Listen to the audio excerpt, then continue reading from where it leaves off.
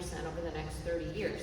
So I'm going to jump in. I'm going to go through pretty quickly, but then of course I know at the end there's time for questions. So first off, I just want to really quickly talk about why we should be recycling and why we want you all to be a part of our recycling program. And that is very much all about our zero waste master plan and how much waste we're generating. So here in Nashville, 80% of all of our waste goes to landfill, while we recycle about 13% and compost even less. And so, and you can see here in this chart here, so this is all our trash. We're throwing away more and more, and we haven't changed in terms of how much we're recycling. It's really become very stagnant. And all that material that we're sending to landfill, so 48% of it goes out to Murfreesboro, which some of you may have heard is going to be closing their landfill. So that means that that waste has to be trucked farther away. There's other landfills here in Tennessee and in other states and surrounding states, but that's more emissions, more cost. Ultimately, long term will be more cost. And even though landfills are regulated by the EPA to mitigate their impacts to our environment, there's just more sustainable ways that we can manage this waste. And so that's with the waste pyramid. So the EPA's waste pyramid is a way to organize all of our waste reduction strategies from what is most environmentally preferred to what's least environmentally preferred. So you'll notice recycling here is towards the bottom.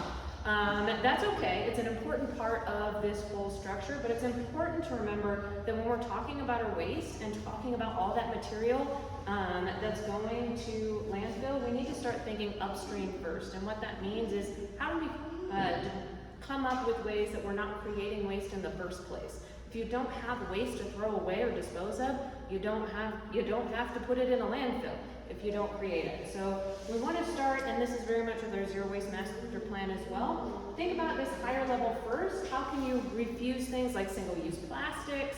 How can you reduce the amount of waste that you might be generating? How can you reuse more materials before you start to think about recycling? Recycling is just never going to be the solution for all the waste that's being generated right now. So we want to think up here first, go through all those options, and then if you can't do it, then let's talk about recycling. Because recycling is still, it's still more environmentally friendly and more sustainable for our community than landfilling. And so recycling is just the process of collecting and processing materials that would otherwise be thrown away as trash, turning them into new products. So what that means is you take the linear process of extracting a raw material out of our earth, processing it into a raw material, then manufacturing it into goods and products, and instead of collecting that and just tossing it in a landfill, where now it has no value, you recapture the value of those materials, you close the loop, collect it, and remanufacture it. So while you might not, so ultimately you're not having to go back and extract more natural resources because you've already got something you can start with. So saving, still more environmentally friendly than our landfills. Okay. Let's get to the meat of it. What you're here for, what can you recycle here in Nashville? So right now we have 2 recycling programs, and your district encompasses both of those programs. So we have our curbside program, that's this super ugly green area here is the Urban Services District. So that's our curbside program that is offered to approximately 140,000 households. If any of you do have a curbside program and are part of that program, you can have up to 3 recycling carts at no additional charge. If you would like another recycling cart, you just have to reach out to Hub Nashville. And then our drop-off program, we have 10 drop-off sites and 4 convenience centers. So that gives everybody in Davidson County access to recycling in some form or fashion. So curbside program, what you can recycle. So these are the 4 categories of things you can put in your curbside cart. We have paper and cartons, so that's going to be everything from a milk carton to a soup carton, those Tetra Packs, if you've ever heard of those can actually go with your paper. Of course, you know, colored paper, notebook paper, your junk mail can go in there, even with the little plastic window. You want to take off, if like you get a magazine that's wrapped in plastic, take that plastic off. But a little tiny plastic window is not that big of a deal. So all of your paper products, paper snack boxes, things like that. And then you've got cardboard, so that's going to be your corrugated cardboard. Make sure to flatten it down. That just saves a lot of space so the truck doesn't have to come out as often through our different curbside areas. It saves space in the drop-offs as well. And then also, you know, things like toilet paper roll tubes and things like that all fall into that category. We have food and drink cans, so that's the metals that we accept, so it's really only that food packaging and beverage packaging that we accept. So those are going to be your aluminum drink cans, that's going to be your, tin vegetable cans or tuna cans, that kind of thing. And then for plastic, which is where we get the majority of our questions, the only items that we accept are plastic bottles, plastic jars, and plastic jugs. So those are, plastic bottle, right? It's got a tapered neck with a cap. A plastic jar is something like a peanut butter jar, mayonnaise jar, even like a big Folgers coffee jar, those are fine. But again, it's going to have some type of a tapered neck. It might be short, but it'll be tapered and it'll have a cap. Jugs, they just are basically the same thing, they just have a handle. So if it fits into the category of bottle, jar, or jug, then it's going to be recyclable in our program. If it doesn't fit one of those categories, if you look at it and you say that is not a bottle, jar, or jug, leave it out. At our recycling drop-offs, and so our drop-offs is where you can recycle glass. Glass is not accepted in our curbside bins. So recycling drop-offs, same thing. Other than the glass, you can add glass there. You just need to make sure you're separating all these materials. So each of these categories, those are the different types of bins that are out there. So do make sure that you're separating your materials based on the signage that is there at those drop-offs. I just explained all of this, plastic bottles, jars, and jugs. So we just went over that, so I'll skip it. Okay, we talked about the materials. Now, how do you recycle right with those materials? First off, really, only place those accepted materials in the bin. If you are not sure if something is recyclable, do not put it in your bin. It's much better. I know it sounds counterintuitive, but it is much better to not wish cycle something and to only put in materials you know can be recycled in our program. And then you also want to make sure things are clean, empty, and dry. These are commodities, as we talked about, these are going to be made into new products, so they should be clean. That also ensures that all of the recycling that you're putting in, that hard work to either go to the drop-off or to put it in your curbside cart and take it out, making sure all that material actually gets recycled. And then also place your recycling loose in the container. Never bag your recycling. If you bag it, it will end up in landfill. And that leads directly to our top offenders. So don't bag your recycling. That's the biggest issue that we see. People not emptying containers, like a soda bottle like this. If you drink half of it, it goes flat. Just empty that other half out before you put it in your recycling bin. And then also, there's recycling options for a lot of materials, but our curbside program and our drop-off program doesn't accept all those other materials. Scrap metal is a really great example. We see a lot of things like car parts and those types of things, aluminum baking pans. Those can be managed in a different way, but they should not go in your bin. So nothing bulk, no scrap metal, and no bulky plastics. Again, bottles, jars, and jugs for your plastics. Okay, so that's in a nutshell what you can recycle, and I'm going to talk a little bit about why, because I think it helps people understand why we have these rules, and why it's really important to stick to those rules. So it's really about two things. Can it be sorted at our facility here in Nashville? And then can those materials be sold? So we'll talk about sorting first. This is an overview of the recycling facility here in Nashville. So this is our contractor's facility. We do contract this process. So we collect the material, we send it here. And even better, I'm going to show you a video because that diagram is very difficult to look at.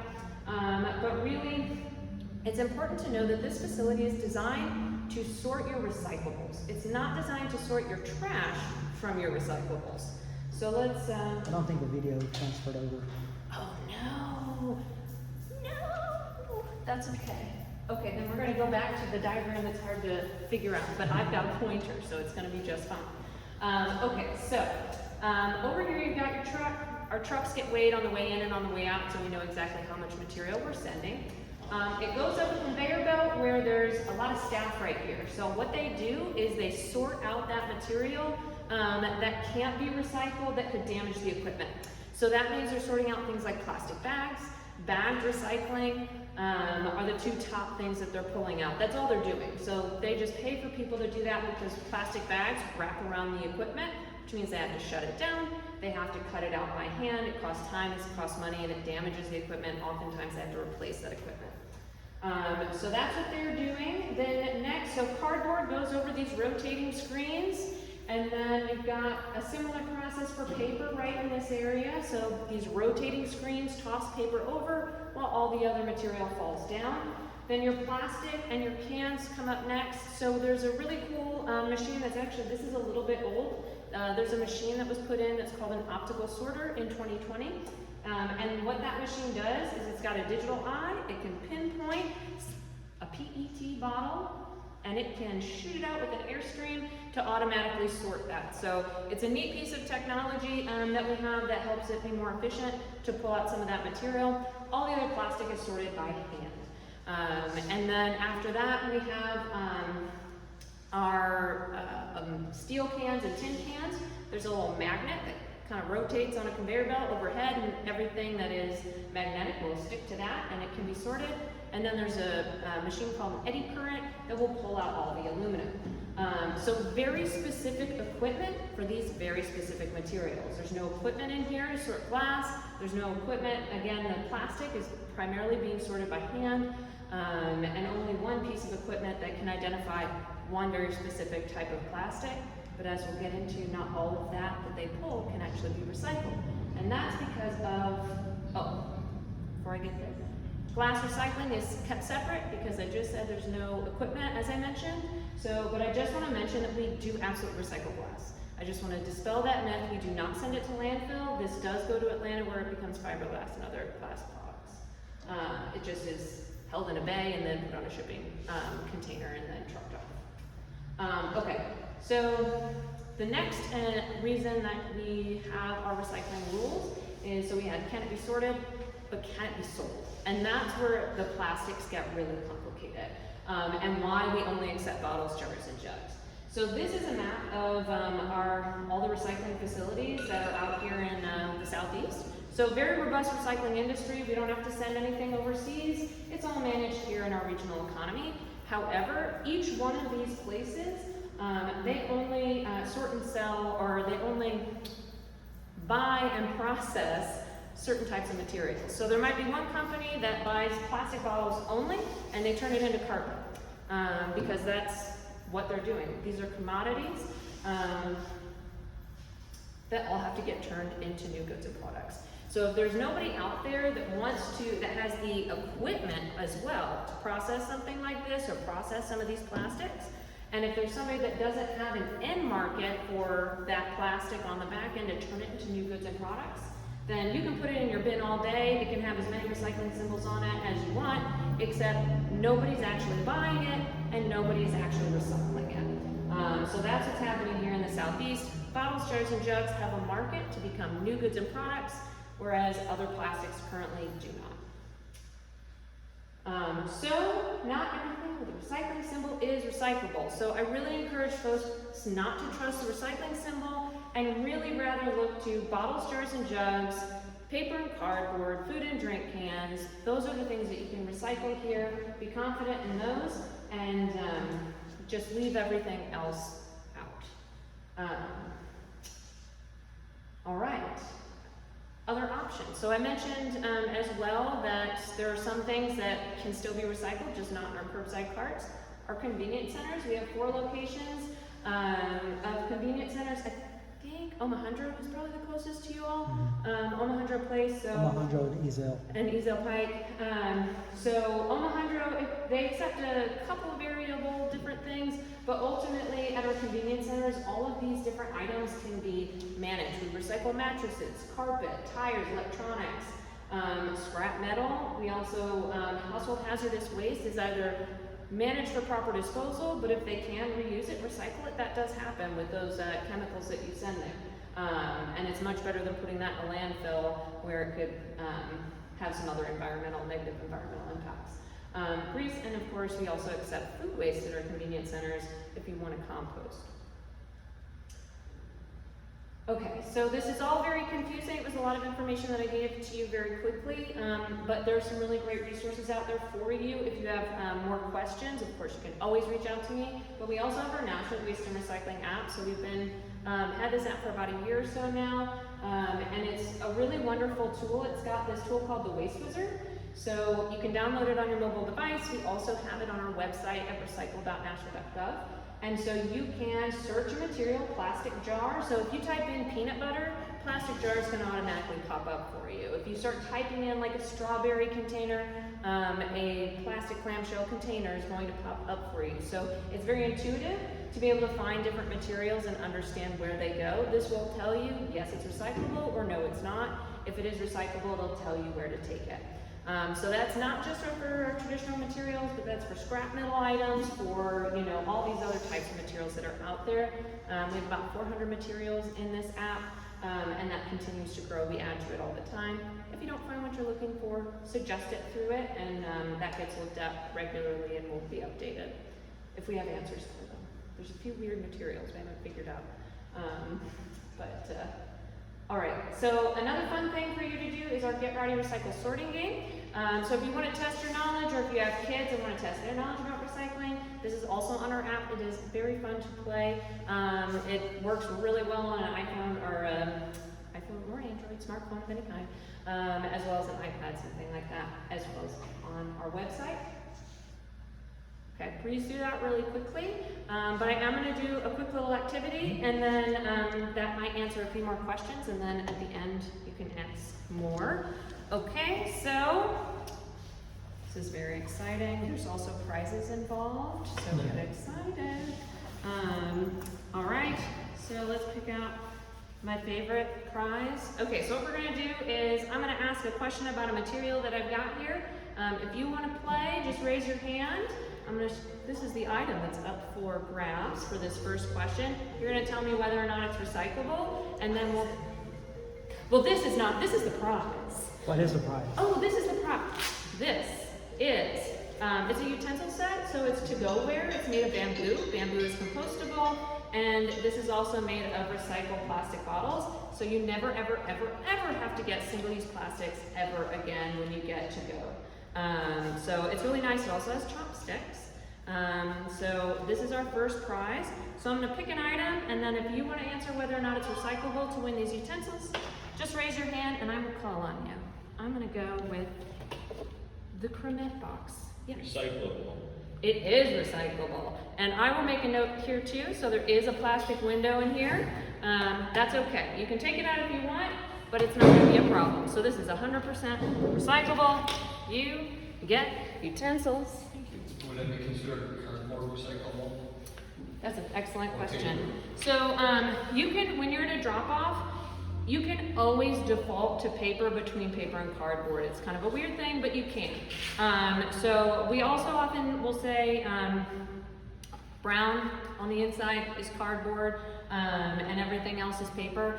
Honestly, I would say if it's not corrugated cardboard, just go ahead and toss it in the paper and you're good to go. All right, so that's item number 1, okay. A tomato container, we're going for another utensil set. No. Who was that? No.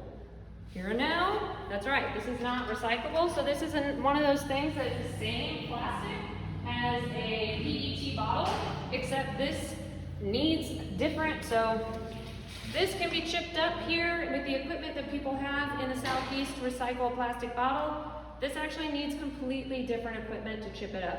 And so that has not been an investment really very much at all across the country, certainly not here in the Southeast at the time. So this is a no, this is a yes. Excellent. Okay. I have a quick question though about the tomato container. Is there a market for that plastic if we had the equipment?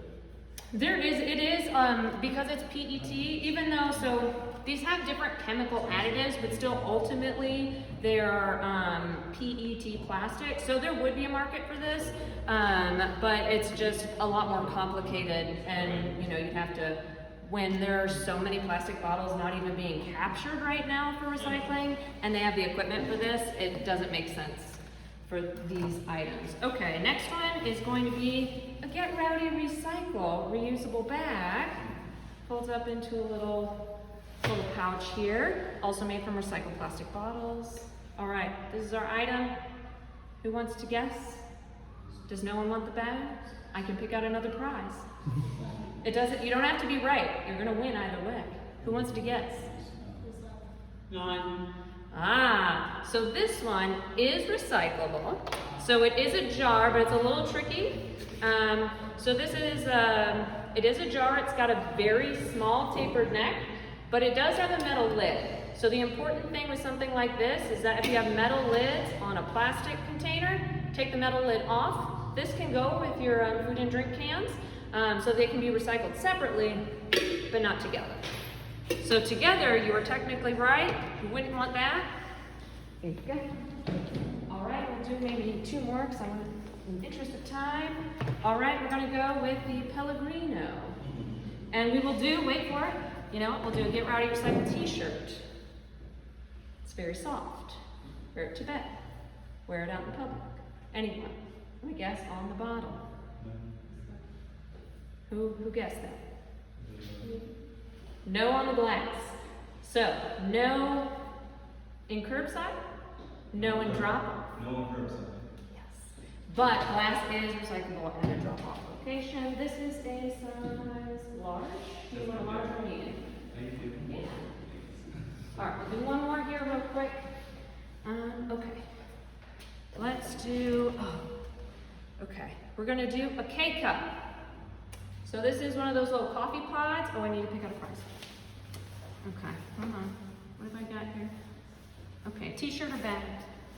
You can win either one. Coffee pod. It's a little K-cup. Who wants to raise their hand? Who said that? No. These, I hate them so much. They are so single-use and so wasteful, but also very convenient, so I get it. But they are not recyclable. So, t-shirt or a bag? Excellent. Do they have a recycle emblem on them? They do, Kind of like the other one. yeah, all of these materials, so it is a state law that all plastic packaging has to have a recycling symbol on it and identify the type of plastic. But the 1 through 7, so if you ever see a 7 just means other. So it could be made of who knows what chemicals are in that material. So everything you see is going to have a recycling symbol on it, but that has nothing to do with whether or not it's recyclable. It's really, those numbers are for the recycling processor on the back end. So they use that number to know, okay, I know that's a PET bottle. I got a general idea of what the chemical makeup of this is. Not exactly, but in general. Whereas you as the consumer, it's not made for you. It just means if I want to try and recycle this as a processor, it's made of this chemical. Okay. All right, thank you so much. We ask a question. We'll do some questions at the very end, so I'll go hang around here a bit. I'll stick around. All right, so before we move on to planning, I realized my legislative update slide did not make it on here, so I just want to give a quick update. Like the last meeting, I gave an update on the number of bills I've sponsored. So this last quarter, I counted up over 50 resolutions and pieces of ordinances that I have put my name on. Some of those are because I'm chair of the Public Facilities Committee, and so as chair of the committee, my name goes on those. One of the biggest things I have in this last quarter, or that everybody is probably familiar with, is the budget. We passed the budget last month. There was no increase to the property tax rate, which I'm sure everybody is appreciative of. One thing I do like about this budget is that it was what I call an investment budget. Over the last decade or so, in order to save money to keep from having to raise taxes, previous administrations have cut staffing at some of our departments and shrunk those departments in order to maintain affordability. And so we've had issues now with like not enough people in codes, not enough people to pick up trash, not enough people in planning departments, so on and so forth. So with this budget, we invested heavily in employment, increasing the number of full-time positions for codes so that they can have more code enforcement officers. We are so close to having a fully staffed MNPD. We hire between MNPD and fire department OEM close to, I believe, 100 personnel, so that our fire department, our police department, OEM will be so much closer to being fully staffed. Some of those new MNPD officers will go towards the new Southeast Precinct that we approved in the last budget. Chief Drake thinks that within the next year or two, we might be able to actually say our MNPD is fully staffed, which is going to be a great thing for our city. I still think, and some of the data out there shows that even with us being fully staffed, we might still need another 200 to 300 police officers for a city our size. But I say let's focus on getting to let's move those chains when we get to it. The other big accomplishment on my end was advocating strong for Metro Animal Care and Control. We know it's a citywide issue with animal care control. There's been times where they've only had one officer for the entire city on a weekend. So that's really put a strain on them. It's put frustrations on you, the resident, when you're trying to call and report a stray or an injured animal. 6 new full-time positions have been approved for Metro Animal Care Control. One of the animal control officer positions we changed during the budget process. Mac really has been wanting an animal behaviorist on staff to help with animal placement, helping get, make sure these animals that are coming in are allowed to come out of their shell so we can understand and make sure that dogs aren't being turned away or put down because they're unadoptable. That they're going to do everything they can to make sure these animals can find homes. So we were able to get that position funded this year. Was not able to get a foster coordinator like they've wanted, but we're going to try that next year. And with the 4% money, they are going to get some trucks. Mac is on the route to getting in a better position. So those are some of the major accomplishments in the budget that we had. Going forward for the next quarter, we all remember last month, Councilmember Stiles was pushing for an update in the Metro Code over animals. The code on animals hasn't been updated since probably the early 80s, maybe the 70s. It's very outdated, it needs to be updated. So I did attend a meeting that she hosted in Antioch to kind of get some buy-in from stakeholders on that. So I've signed on to that process because that's something I was starting to work on with the previous director at MAC, trying to find ways we can improve. The biggest thing is with vicious animals. Under the current code, there's really no leeway. If the dog is deemed vicious, it's going to be euthanized. And so I looked at other cities, other municipalities that had dog bills and dog regulations, and kind of worked with MAC, worked with health, worked with council office to kind of come up with a tiered status. So you're going to have basically a level 1 or a level 2 animal. And it's going to be based on the severity of the incident. But at the end of the day, there'll be a rehab process. So if your dog has, there's been an incident, if your dog is classified as level 1, there's been no further issues over the next 12, 18 months, that dog will be removed as a level 1. If it's a level 2, same thing. No issues, it'll be dropped down to a level 1, another period of time, it'll drop off.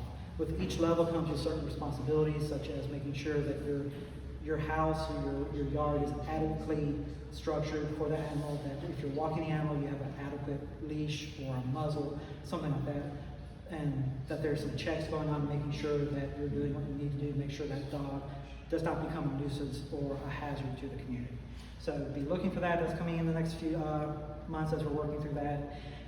I've been hosting a series of meetings each month with MMPD and local business owners on the Murfreesboro Pike corridor and over by Percy Priest Lake, and social services to try and see what can be done from get the business owners, social services, and MMPD on the same page when it comes to crime, the homeless situation that we're having in these areas, try and improve the safety and the desirability of the area so that maybe we can get more investment into these areas to try and help them come up. So those are the legislative updates. I did notice that there are a few more candidates and officials have walked in.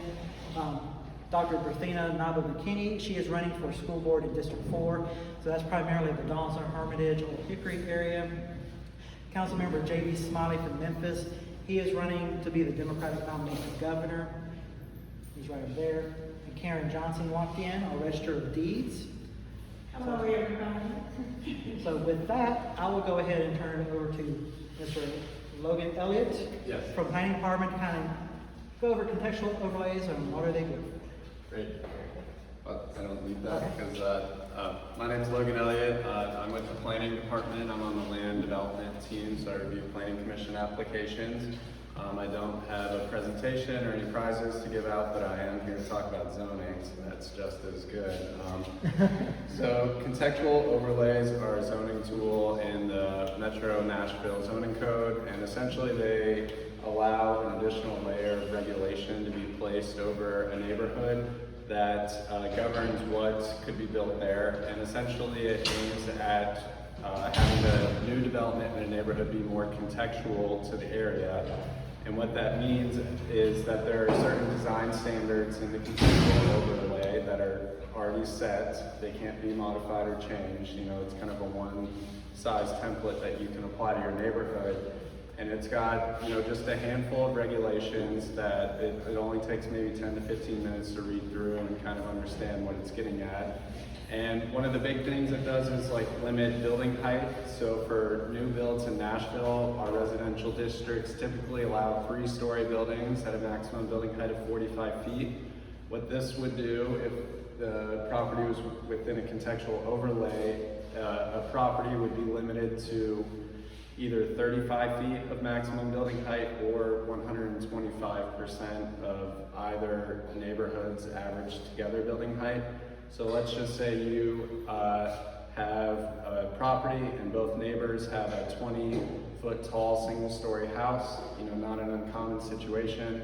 Typically, you would be able to build a 3-story, 45-foot tall house there, but if you had a contextual overlay, you would average those two buildings to 20 feet, and you could only build within 125% of that, or 25 feet total.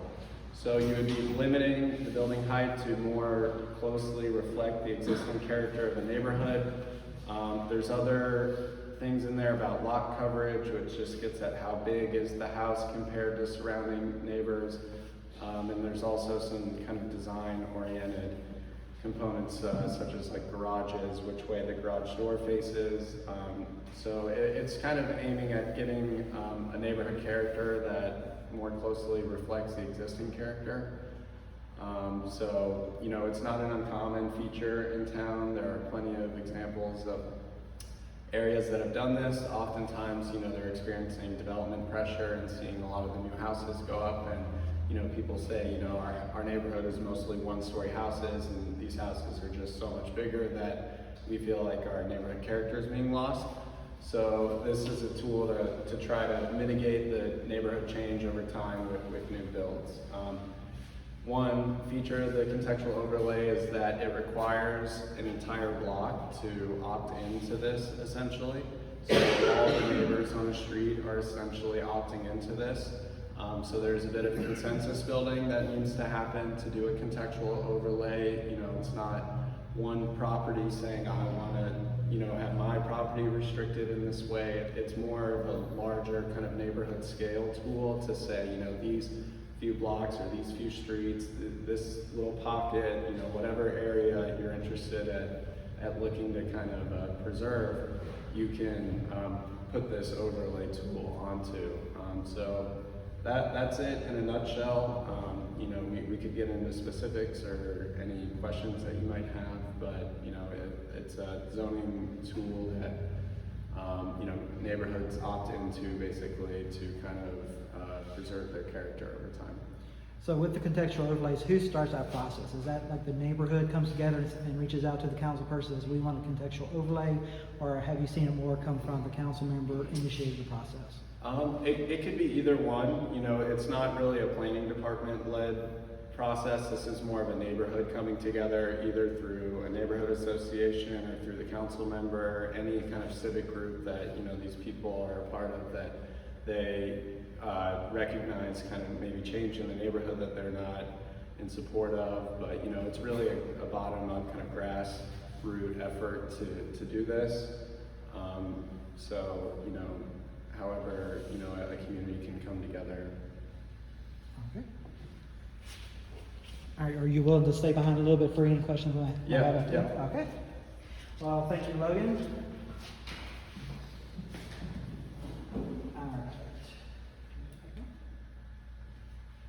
All right, I just want to give everybody an update. As we know, early voting citywide started last week at the Howard Building, but starting today, all early voting locations are open. I went ahead and put these two because these are the closest ones for District 13, Hermitage Library, Casa Friends Community Center. And starting tomorrow, 8 to 7, Friday, 8 to 5:30.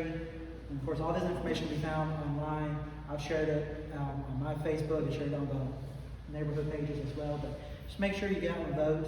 Your vote is your voice in a democratic process, so make sure you get out and do that. And I will go ahead, before we move on to questions, if any of the individuals who are running for office would like to give a brief, maybe 1 minute, 2 minute elevator pitch, you're more than welcome to. If not, you can just hang out and talk with everybody afterwards. It's just whatever y'all want to do. If y'all want to have this opportunity. Councilman, before you get, you might want to mention tomorrow. That's right. Thank you for reminding me, Andy. So Donaldson Hermitage Neighborhood Alliance is hosting a school board candidate forum tomorrow night at 7 p.m. at the Hermitage Library. Hermitage Precinct. Hermitage Police Precinct. Yeah. So it'll be for districts 4 and 6. If you live in those districts and want to learn more about the school board races, you can do so tomorrow night. Hi, Councilman. I just want to share with everyone. I want to thank you, first of all, for giving me the honor of being unopposed this time on the ballot. And the second exciting thing that I wanted to share is that our office is moving forward with technology. And those who do business with the Register of Deeds office can now access our services via your phone. There is now a new mobile app under Davidson County Register of Deeds, the first in the country for this type of office.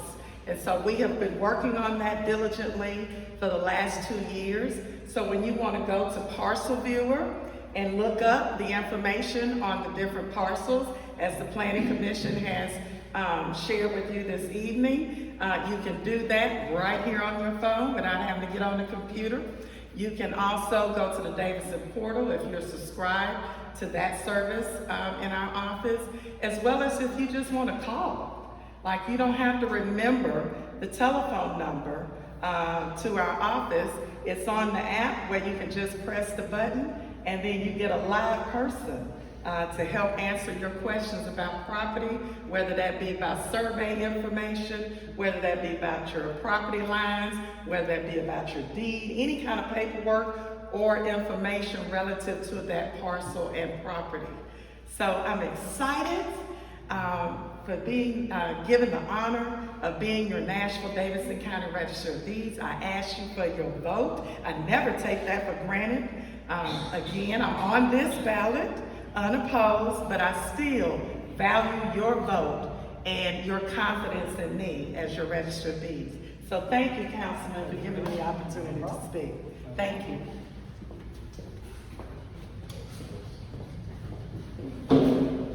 Good evening. No, we can speak a little bit. It's okay. Good evening. All right. So I'm J.B. Smiley Jr. I'm a lawyer. I'm a small business owner. I have the privilege to serve on the Memphis City Council. I represent a super district. That means I represent half the city of Memphis. There are 325,000 people in our district. I have the poorest zip code in the state, but also one of the most affluent. It means I really have to work hard to bring people together, have those difficult conversations, but ultimately move our community forward. And I'm pretty sure we all agree that our state is heading in the wrong direction when we look at the statistics. I'm gonna give you a few. We have the #1 bankruptcy rate in the country. We have the 3rd highest violent crime rate in the country. We have the 4th lowest median income. We need to do something different. And I told them I'm gonna try to be brief, keep it 1 minute. But I want you to do me a favor. Imagine a Tennessee that affirms you no matter how you identify who you love. Imagine a Tennessee that values you, supports you, no matter which part of the state that you call home. Imagine a Tennessee that supports women-owned businesses, minority-owned businesses, and small business owners. That's the Tennessee we're fighting for. You can learn more about our campaign by visiting votejbsmiley.com. Please go out to vote in early voting. Election day is August 4th. And when you vote, remember to tell a friend to tell 10 that in 2022 we will vote Councilman J.B. Smiley. And thank you all so much.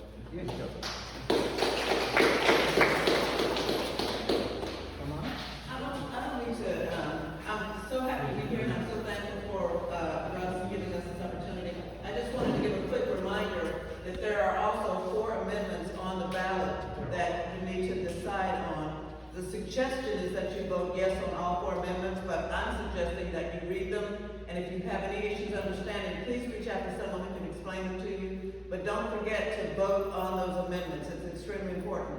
And make sure that you go down the ballot to the school board races, and Dr. Berthina and I will be there waiting for your votes as well. So thank you. Thank you for that reminder. And so I'll just go ahead and touch on those amendments, those 4 amendments right now. So the first one is to clarify our Metro Charter on how many signatures it takes to trigger a referendum. And so it sets it to 10% of the total registered voters, and you get 90 days in which to collect those signatures. The second one is to reduce the stringencies on MMPD enlistment, to get rid of the Army-Navy standard and allow the Civil Service Commission and MMPD to come up with a new set of guidelines that better fit the role of MMPD. The third one would take away the requirement that the Director of Metro Health have to be a medical doctor. The Health Department right now is, to my knowledge, the only Metro department where you have to have a specialized degree in order to be the director. And then the last one is just to officially create the National Department of Transportation. Last year we went ahead and created it, but for it to be officially created, it has to go through a charter amendment. So those are your 4. I know I probably didn't do a good job really of explaining everything, but that kind of gives you high level.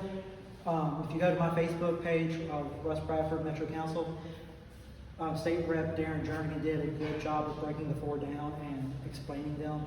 So that's on my page. It's also on the Jen Harmon Neighborhood Alliance, and I think I shared that as well on the 13th District page as well. So with that, if there's any questions for myself. Oh, yes. Sorry. I want to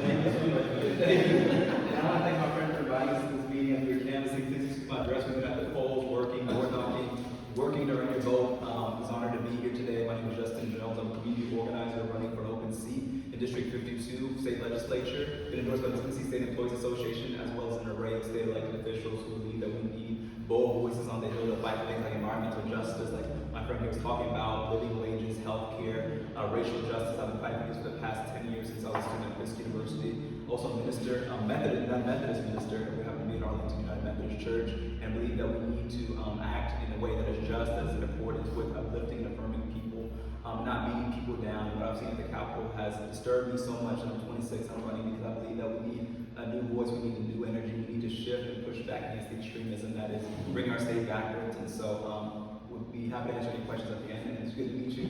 I love your top, Ms. Betty, and my friend, and thank you for having us. Thank you. All right, go ahead. You want to come up here or stay there? No, I can stay here. Good evening, everyone. Thank you for having us here, and thank you for the invitation. My name is Dr. Bertina Navam-McKinney, and I'm running for school board in District 4 that covers the Donaldson, Hermitage, and Old Hickory community, and Whitworth Baptist Church in 1303, part of Russ Bradford's district. Everything north of Elm Hill. Everything north of Elm Hill in the district. Yeah, so if you live in that area, I would be your school board representative. Just a little bit of background about me. I am a former principal and Metro Nashville Public School teacher. Currently, I do school improvement and turnaround work, so I work with some of our lowest performing schools across the country to improve academic outcomes and give our kids a fighting chance. I'm running for school board to join the school board and to make that difference within our schools and to make the impact. As a school board member, I will be the only school board member who has both served as a principal and as a teacher on the school board. So having someone with that voice, that insight, that expertise is very important. I'm also a mom of 6, so 5 of my kids have graduated from Metro Nashville Public Schools, and I still have a 4th grader in the system. So I ask all of you, how many of you want your children to be successful? Show of hands. How many of you want the children of Nashville to be successful? And how many of you think a great education can get us there? Then I ask for your vote in this upcoming election on early voting is now and election day is August 4th. Thank you. Have a great day. All right, and with that, I think I've got everybody. So if you have any questions for myself, for waste services, or for planning, now's your time. Question on the recycling. Yes.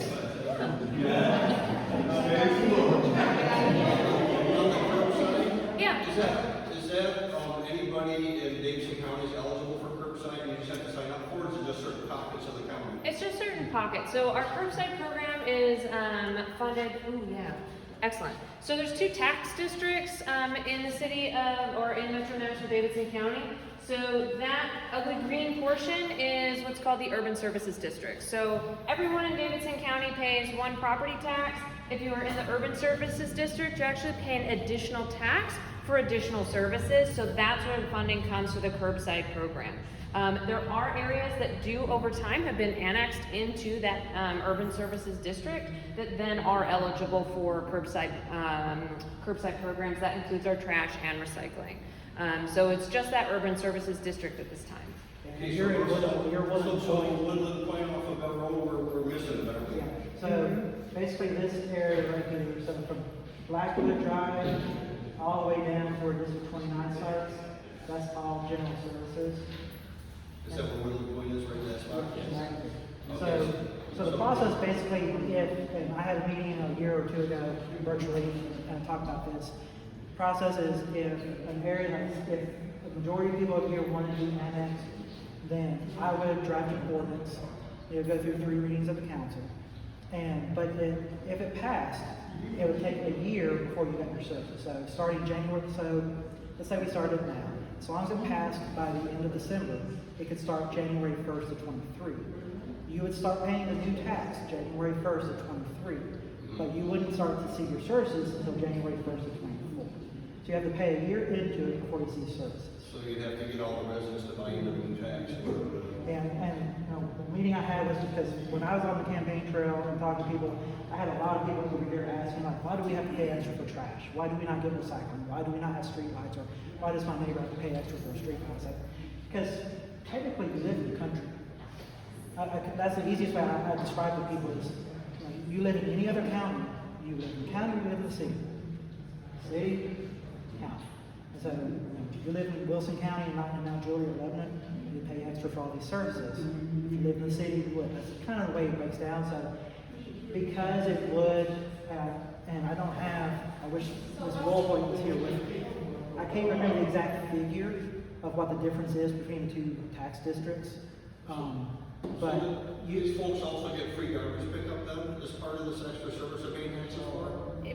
So the taxes pay for the service, so they're not paying an additional fee at this time for any of those services, but it's paid for through those extra dollars that they're paying on the property So taxes. yes, it is free, but I mean, you are paying more tax to get it, so Correct. it's kind of your definition of what you consider free.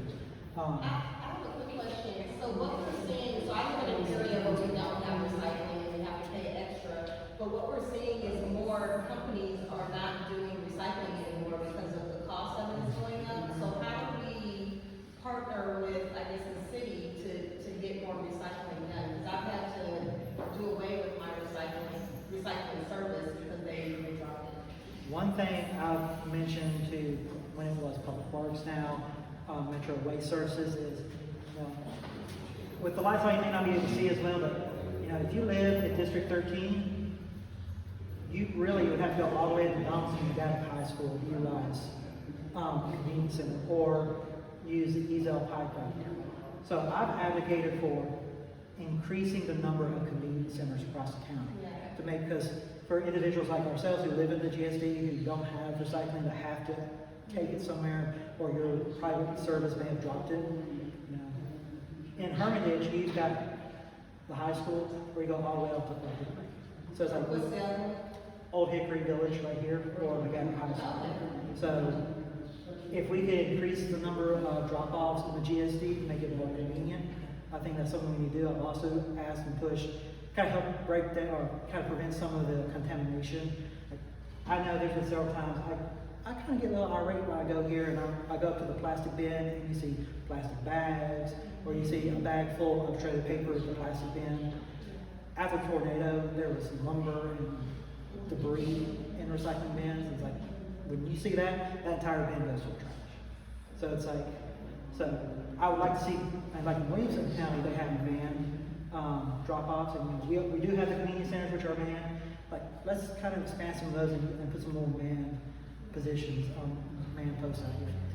So do the convenience centers, other than the big list of things that they take that the other ones don't, do they also take the regular stuff? Yes, they also take household trash as well as recycling. Yep. Yeah, and I believe it is $10 per vehicle to bring in Truck bags. items. Yeah, one bulk item is free. If it's a truck bed full, you're looking at $10 and it will go from there. 3 bags of trash are free. But they haven't, Regular recycling, they were like. Absolutely, at no charge.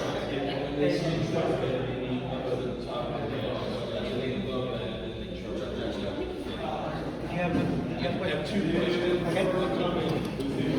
Can we keep it down, please? Thank you. 2 things. One, well, I had a question for her, but I'll go with the other. You said after the tornado, you found all that lumber up there.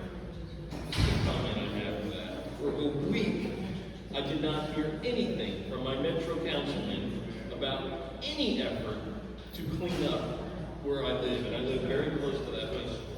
I'm not yelling at you, but there was nothing from the city about what to do. We heard nothing.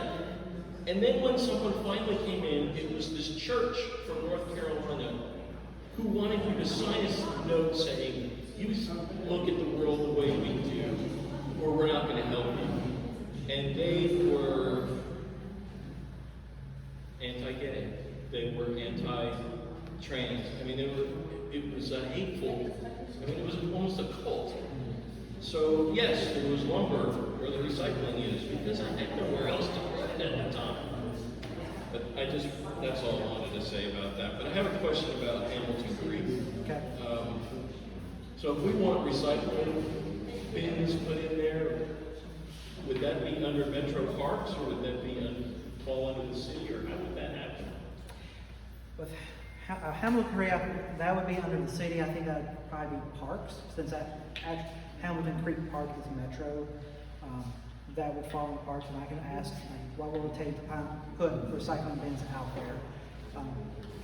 I will caution, with that, like I said, what she brought up, if you put recycling bins out there, how do you ensure that Quick question. someone's not putting a half-full bottle or something out there? Jessica just sent me a question to ask. Okay.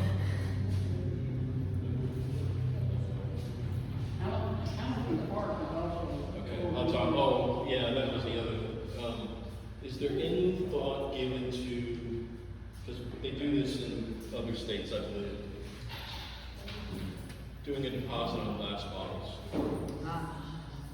So actually the state of Tennessee, those deposits are usually they're statewide rather than municipal. The state of Tennessee, that actually comes up almost every year, and the lobbyists shoot it down on both plastic and plastic and glass.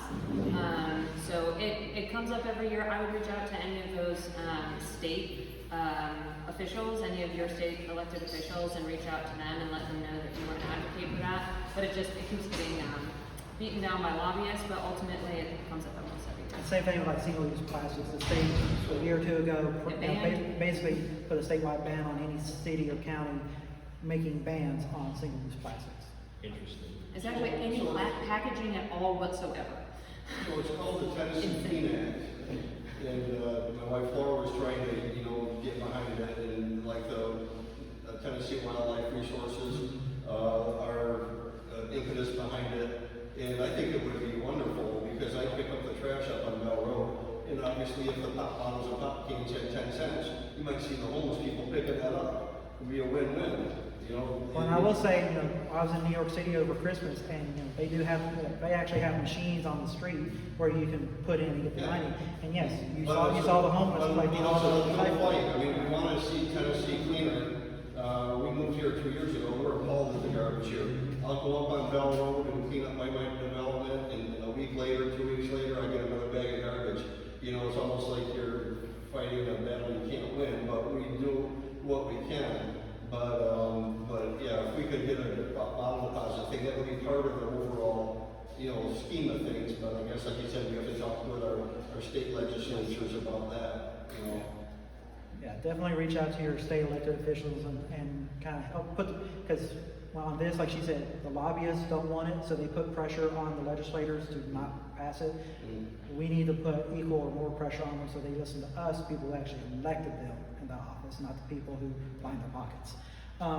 Any other questions for planning or waste services? Just that quick, that we wanted to get recycling bins put out at Hamilton Creek. Does that fall under the city parks, or do we go to you directly for that, or how do we? Is it, at, Park? Hamilton Creek Parks. It would be Metro Parks. Okay. And is that out in the GSD? It Yes, is. it's right in this. Because Actually, I they know have we it pick rated up right at here. Metro facilities, like we pick up at Metro Parks, recycling that are within the urban services different. I want to say Hamilton Creek is right here just beside the USD. Yeah, it's that inlet right there that where your laser is, yeah. Yeah, I'm gonna make a note of it and see if we can do that, because we do provide, if it's near our curbside, there's no reason why we shouldn't be picking it up, if it's right in the Well, curbside there's route. rooms there now. Well, right, if it doesn't have it, there's no reason why we couldn't, I don't believe, so I will find out and see if we can get that for you. Okay. And just CC me on the. Yeah, for sure, I'm making it. All right, well, with that, it's 7:13, I want to make sure that everybody gets home before it starts getting dark. And thank you all so much for coming out. Again, if you've not signed in previously, if you want to get my emails, my newsletter, please fill out the sign-in sheet on the back, take a business card, and my contact information. Just really appreciate everybody for coming out, and have a great rest of your You don't have a pen on you, do you? I've got some right up there.